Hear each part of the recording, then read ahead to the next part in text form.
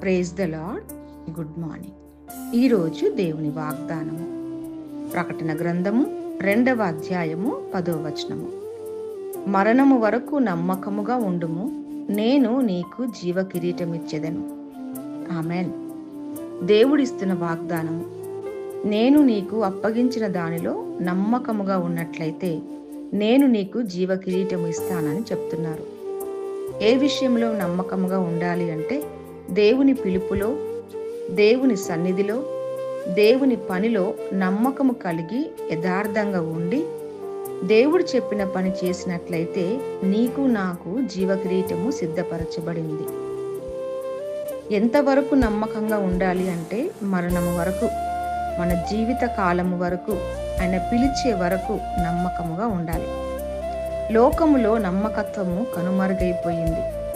ఒకరిని ఒకరు మోసం చేసుకోవడమే కాదు, వారిని వారే మోసం చేసుకుంటూ జీవిస్తున్నారు.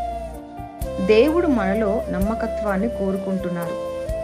మనము కూడా దేవునికి నమ్మకంగా ఉన్నప్పుడు ఈ వాగ్దానము ప్రతి వారి జీవితంలో నెరవేర్చబడుతుంది.